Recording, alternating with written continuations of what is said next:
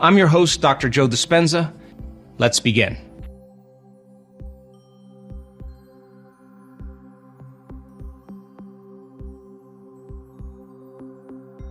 Now, this is the tough part for most people. If your personality is made up of how you think, how you act, and how you feel, and I have to change the way I think, the way I act, and the way I feel, the hardest part about this process is changing the way we feel.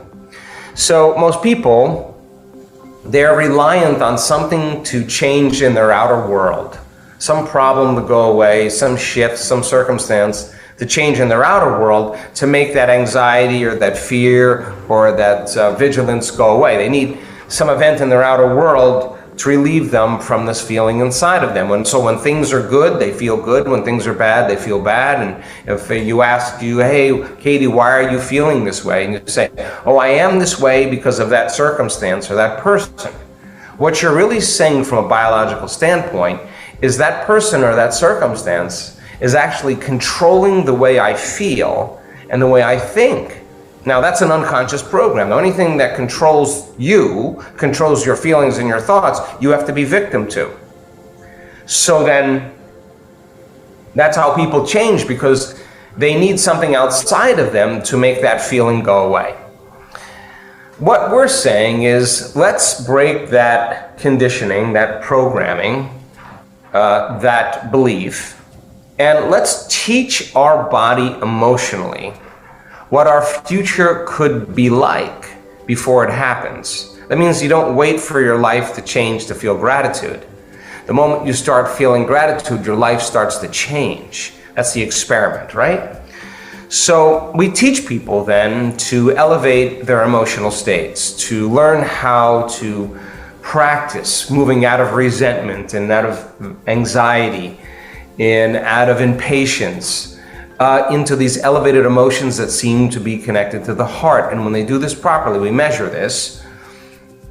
Here's the beauty. The heart starts to move into this beautiful rhythm, and blood starts to move into it, and all of a sudden you start to trust again, and all of a sudden you start to feel love again, and you start to feel grateful for your life again, and you're trading that fear and that anxiety and vigilance for gratitude, appreciation, and care, as an example. And if you kept practicing doing this every day, thinking those thoughts you wanted to fire and wire, rehearsing who you want to be and rewriting a new program, creating a new habit, conditioning your body to give up the fear and begin to feel by a new elevated emotion.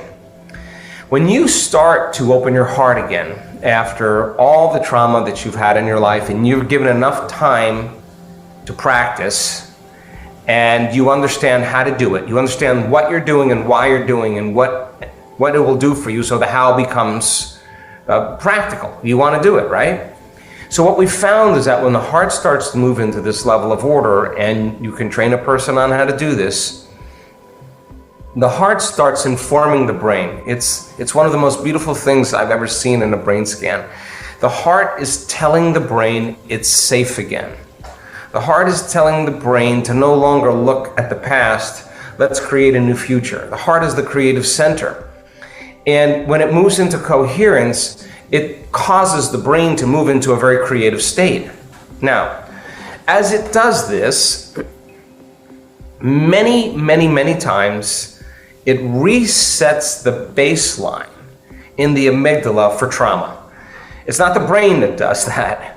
It's not talking about it that does it. It's somehow, when the heart can actually fall in love with life again, it begins to tell the brain the event is over. The survival state ends now. And if it's done with enough sincerity, you start thinking thoughts equal to those feelings. No longer thinking thoughts equal to those other feelings. And those thoughts are super creative.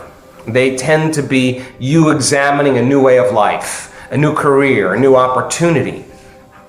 And it's that thought and the feeling, it's that image, that memory of the future that the person is imagining, and the emotion of feeling that future before it happens.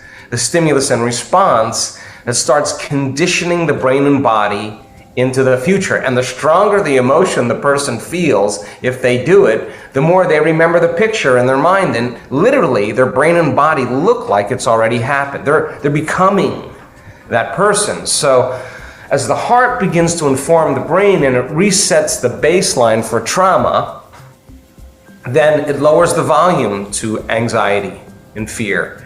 It cools off the circuits for aggression and frustration and hatred and anger and resentment.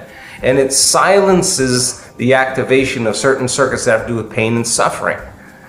And so this person, all of a sudden, we've seen this hundreds of times, the person who's in that state when they are lifted and no longer connected to the emotions of the past, and their heart is actually telling the brain the trauma is over, they will look back, and we've seen this so many times, at their entire past. All of the trauma, all the betrayal, all the physical abuse, the sexual abuse, they will look back at the entire thing. And in that moment, they won't want to change one thing in their past because it brought them to this elegant moment, this freedom. And they understand how it all had to happen.